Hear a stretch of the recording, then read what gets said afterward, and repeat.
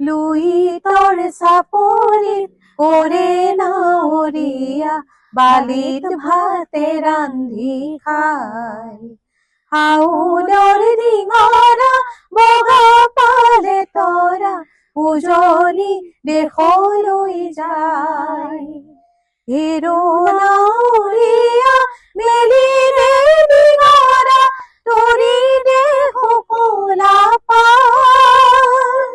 অসমৰ চতুৰ্থখন যি বোলছবি আছিলে ৰূপহীৰ সমগ্ৰ স্ক্ৰিপ্ট যি পাণ্ডুলিপি চিত্ৰ নাট্য কেনেধৰণে কৰা হ'ব এই সমগ্ৰ চৰ্চা আৰু সৃষ্টি হৈছিলে এই ঘৰটোত।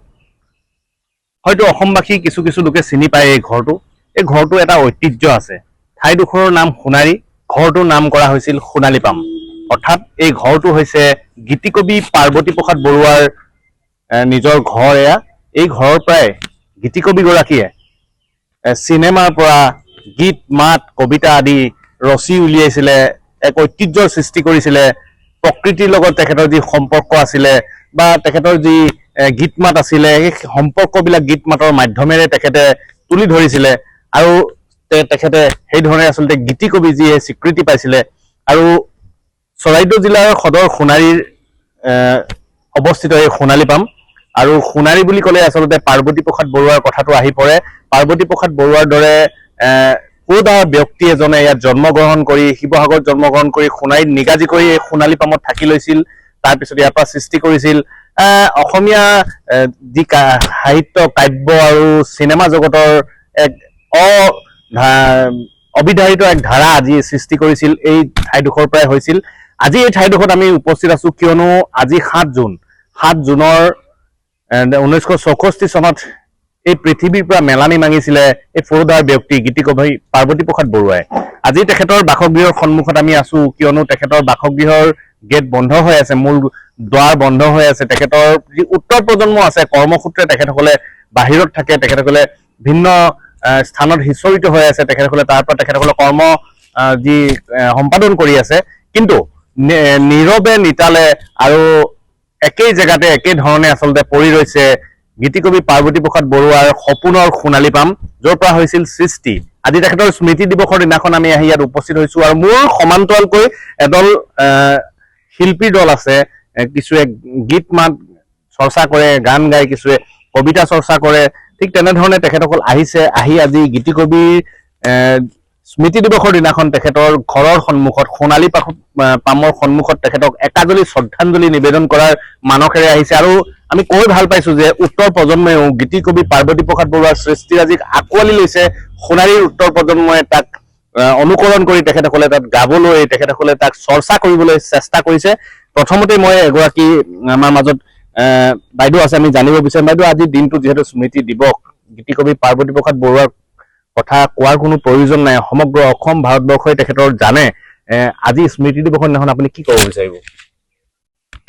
আজি স্মৃতি দিৱসৰ দিনা গীতিকবি পাৰ্বতী প্ৰসাদ বৰুৱালৈ মই সশ্ৰদ্ধ প্ৰণাম নিবেদিছোঁ। আজি তেখেতৰ এই মহান মহাপ্ৰয়াণৰ দিনত তেখেতক আমি অসমবাসীয়ে তথা ভাৰতবাসীয়ে সুঁৱৰিছোঁ। আমি আছোঁ তেখেতৰ এই সোণালী পামৰ সন্মুখত। কিন্তু এই সোণালী পাম তেখেতৰ যি সৃষ্টিৰাজিৰ কৰ্মস্থলী, সোঁৱৰণৰ চিন, সেই সোঁৱৰণৰ চিনভাগ অৱহেলিত হৈ আছে। অৰ্থাৎ তেখেতৰ এই গৃহভাগ যদি সংৰক্ষণ হয়, চৰকাৰে যদি বিহিত ব্যৱস্থা গ্ৰহণ কৰে, যিহেতু এই গৃহভাগত যথেষ্ট তেখেতে ব্যৱহাৰ কৰা সম্পদ আছে, সেই সম্পদৰাজি ভৱিষ্যত প্ৰজন্মলৈ এক চানেকি হৈ ৰ'ব। সেইকাৰণে আমি অসম চৰকাৰ তথা অনুষ্ঠান প্ৰতিষ্ঠান যিসকল পুৰোধা ব্যক্তি তেখেতলোকক আহ্বান জনাওঁ যে এই গৃহভাগী সংৰক্ষণ হওক ভৱিষ্যত প্ৰজন্মলৈ। নিশ্চিতভাৱে অতি গুৰুত্বপূৰ্ণ কথা। গীতিকবি পাৰ্বতী প্ৰসাদ বৰুৱাই ৰচনা কৰা সেই গীত মাতসমূহ এই ঘৰখনত আছে। তেখেতে ব্যৱহাৰ কৰা যিসমূহ সামগ্ৰী আছে এই ঘৰখনত আছে। এই ঘৰখন অৰ্থাৎ এটা মিউজিয়াম ৰূপ দিব পাৰি নেকি, তেনেধৰণৰ চিন্তা চৰ্চা চলিছে। তেনেধৰণে আচলতে আহ্বান জনাইছে চৰকাৰ, পৰিয়ালৰ লোকক আৰু যিসমূহ বুদ্ধিজীৱী আছে তেখেতসকলে সংৰক্ষণ কৰাটো অতিশয় প্ৰয়োজনীয় হৈ পৰিছে। আমাৰ মাজত এগৰাকী ছাত্ৰী আছে, তোমাৰ নামটো কি আৰু তুমি কি কৰিবা? নমস্কাৰ, মোৰ নাম শ্ৰুতিমালা বৰা আৰু আজিৰ বিশেষ দিনটোত মই এটি সৰু কবিতা আবৃত্তি কৰিম।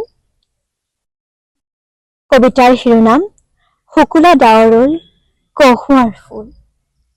বজালে আহিনে বাঁহী নেবিন, সুৰত পালা নিচিন, বতাহত আহিছে ভাহি কোন মুবাসীৰ বাঁহী, বনৰ আঁৰত কোন বৰাগীৰ বিন, শুকুলা ডাৱৰৰ কহুৱা ফুল, সুৰত গলানে ভুল, চিনু যেন লাগে মাটিত মেঘৰ সুৰ জাগে, বাঁহীৰ সুৰত যেন মিলিছে বিন। ধন্যবাদ। নিশ্চিতভাৱে দেখিছে আপোনালোকে তেখেতসকলে এনেধৰণে চৰ্চা অব্যাহত ৰাখিছে। আৰু এগৰাকী আমাৰ জ্যেষ্ঠ বাইদেউ আছে, আপুনি এই সময়ত কি ক'ব বিচাৰিব, যিহেতু আজি স্মৃতি দিৱস, কিবা আহ্বান জনাব বিচাৰিব নেকি? আপোনালোক যিহেতু প্ৰত্যেক বছৰ আহে, শ্ৰদ্ধাঞ্জলি জ্ঞাপন কৰে, জড়িত হৈ আছে গীতি কবিৰ এই সমগ্ৰ প্ৰক্ৰিয়াটোৰ লগত, তেখেতৰ সৃষ্টিৰাজিৰ লগত। হয়, তেখেতলৈ মই এই বিশেষ দিনটোত একাঁজলি শ্ৰদ্ধাঞ্জলি নিবেদিছো।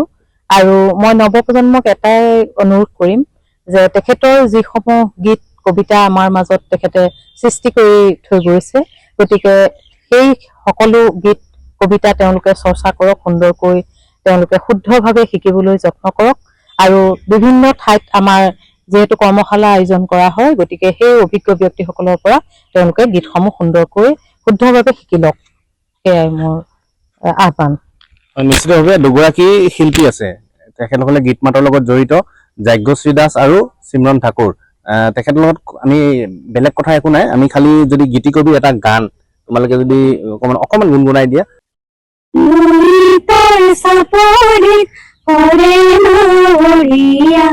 বাড়িত ভাতে রাঙ্গি খায়, তোর সাপরিত করে মরিয়া, বাড়িত ভাতে রাঙ্গি খায়,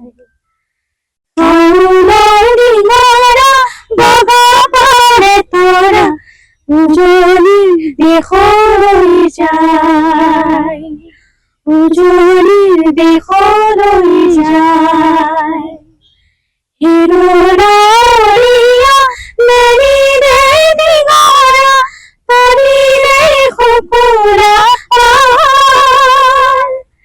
হিরোরা মেরি রে দিগারা তরি রে খুপুরা,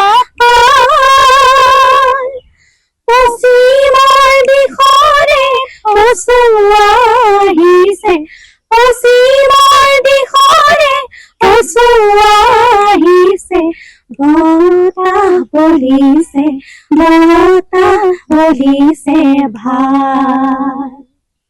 হয়, নিশ্চিতভাৱে উজনিৰ দেশত আছে পাৰ্বতী প্ৰসাদ বৰুৱাৰ গৃহ সোণালী পাম, আৰু আমি আছো সোণালী পামত। আৰু এই ধৰণেই তেখেতৰ পদূলিৰ সন্মুখত আজি এদল শিল্পী ছাত্ৰ ছাত্ৰী উপস্থিত হৈ তেখেতৰ স্মৃতি দিৱসত তেখেতলৈ যাচিছে একাঁজলি শ্ৰদ্ধাঞ্জলি। আৰু সমান্তৰালকৈ তেখেতৰ সোণালী পাম নামৰ এই যি গৃহ আছে, এক ঐতিহ্য আছে, এক ইতিহাস আছে, এই গৃহ যাতে সংৰক্ষণ হয়, সৌন্দৰ্যবৰ্ধন হয়, আৰু ইয়াৰ সমলসমূহ যাতে উত্তৰ প্ৰজন্মই বা তৰুণ প্ৰজন্মই তাৰ পৰা লাভান্বিত হ'ব পাৰে আৰু অসমক আগুৱাই লৈ যাব পাৰে, তাৰ বাবে আচলতে তেখেতসকলে আহ্বান জনাইছে অসম চৰকাৰক, বুদ্ধিজীৱী মহলক আৰু সমান্তৰালকৈ পৰিয়ালবৰ্গক। আপুনি বিচৰা বাতৰি পাব কেৱল নিউজ 18 এপত। নিউজ 18 এপ ডাউনলোড কৰিবলৈ স্কেন কৰক এই QR কোড। গুগল প্লে ষ্টৰতো পাব এই নিউজ 18 এপ।